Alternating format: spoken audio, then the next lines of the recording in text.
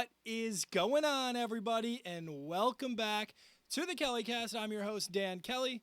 This is my podcast where we talk the latest on the NFL, Buffalo Bills, new video every week, and the NFL predictions. There's 12 of us all vying for that KellyCast World Championship. This is Season 2. This time, it's personal. Last year, a non-Kelly went home with the title. That being said, was the first honorary Kelly, none other than Mitch Smith, the host of Inside the Sidelines here on YouTube. Check it out. This is the second edition of the predictions here for week 4 here in the NFL. So if you missed the first one, please go check that one out first. I'll be waiting for you right here when you come back. Welcome back. Thank you for rejoining me. Texans.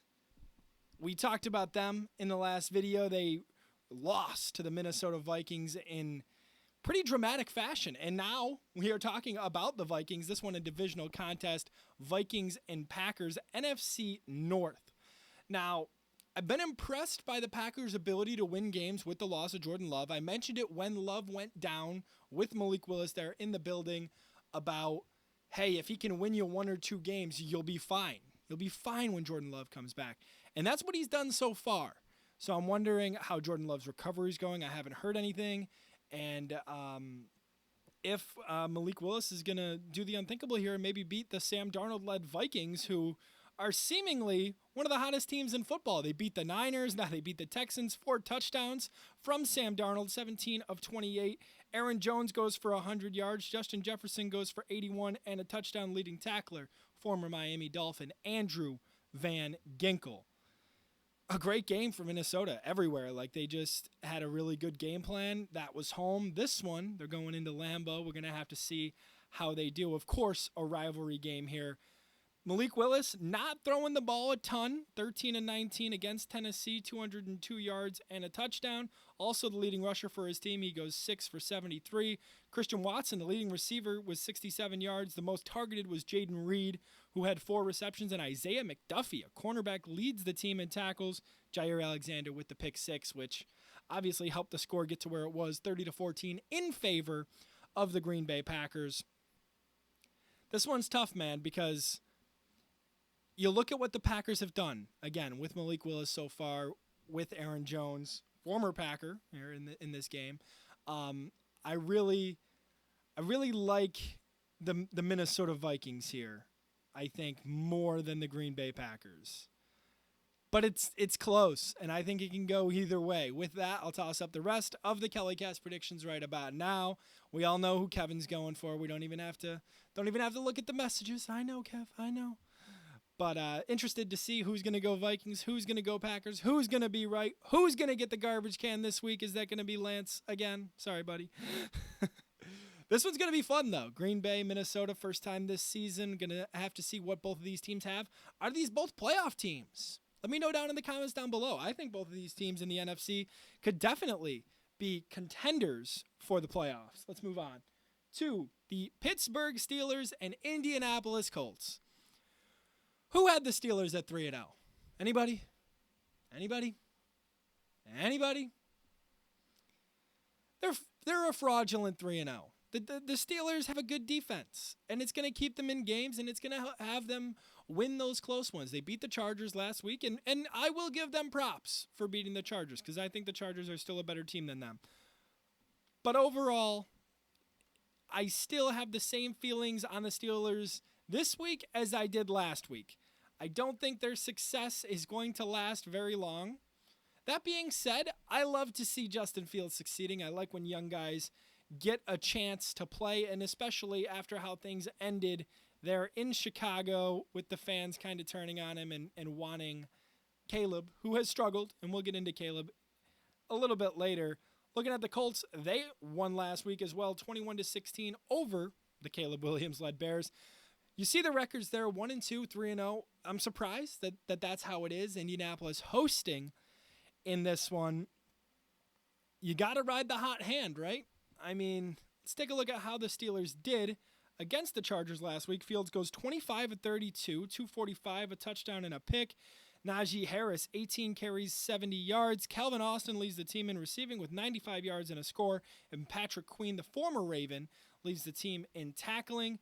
Anthony Richardson, man, he has not had a game where I've seen him pass more than like 22, 23 times.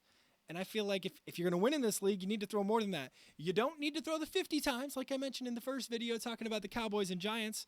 How did that game go? Because I'm recording this before the Cowboys and Giants game on Thursday, so I'm hoping my comments on that, went well.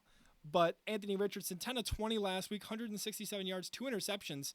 Really did not help his team win. Jonathan Taylor, though, 23 carries, 110, 2 touchdowns. And the leading receiver, Alec Pierce, who just had 1 reception for 44 yards. EJ Speed leads the team in tackles. This game in Lucas Oil, I don't care. I'm taking the Pittsburgh Steelers. Taking the hot hand. Anthony Richardson has struggled, and I feel like he's going to struggle again against the Steel Curtain, against the Mike Tomlin defense, against the coach who, no matter what, will have a winning record, right? Be interesting to see who likes the Colts, because I remember after week 1, I was impressed. So I was like, oh, I'm going to take the Colts in week 2. Didn't work. And then week 3, I was like, okay, well, the Colts aren't for real. So then I took the Bears, and then the Colts won. So I'm wondering who else in the KellyCast is feeling that. Who else of you guys is feeling like every time you take the one team, the other team wins, and it's a consistent option. If you guys like this type of content, please like, share, and subscribe. You can find us on our Facebook page at the KellyCast, where you'll have more content as well. Moving on to the final game we're going to tackle today, that being the Chicago Bears, aforementioned, of course, and the Los Angeles Rams. Let's take a look at how the Rams did last week. Obviously, 1-2 on the season. Believe they got their first victory over the San Francisco 49ers, which was for sure impressive, right? Because you look at what the Niners have been doing this year, and yeah, they lost to the Vikings, but you still thought they were kind of for real, right? And they still are. 27-24 was the final. They're missing CMC. They missed George Kittle. And Brock Purdy still had a really good game, though, 22 of 30. And we talked about all of this on my new series, which was called Instant Reacts. It's a YouTube short, 1-minute kind of style videos. If you like that shorter form content, I'm trying to do both here. Jordan Mason goes 19 carries, 77 yards. And Jawan Jennings goes crazy, 11 receptions, 175 yards, 3 touchdowns. Travarius Ward, the leading tackler. So, yeah, they missed George Kittle in terms of targets, but Jawan Jennings picked up the slack. He really did. And the Chicago Bears, we mentioned them just a couple minutes ago, but let's take a look. Caleb Williams last week threw 52 times, just like I talked about with Dak. Not ideal. 33 of 52, 363, 2 touchdowns, 2 picks. Rookies struggle. Rookies struggle with keeping the ball, especially on offense, right? They struggle with the turnovers, and that's what Caleb Williams has done.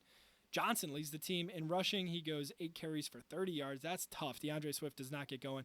And Rome Odunze, 112 yards, 6 receptions, and a touchdown. Cole Kmet also scores. Tyreek Stevenson leads the team in tackling. Rams and Bears. For me, this one's cut and dry. I'm taking the Los Angeles Rams, the Puka Nacua, the Matt Stafford. I like the Rams better. I really do. And I think a lot of people are going to go Rams this week. Especially last week, Bears only put up 16. Rams put up 27. So you're looking at a tale of 2 different teams here. Let's put up the rest of the KellyCast predictions. Good luck to everybody. Those in the middle, those at the end, those in the front. I want to see all of you succeed. But most of all, I want to see me succeed. And I have not cracked the top 3 in a while. So that's my goal this week. We'll see how that goes. I'll keep you updated, of course. The results will come out on YouTube here and on Facebook at the KellyCast. That's all I have for today. I'm Dan Kelly with the KellyCast, and I'll be seeing you in the next one. Until then, take it easy.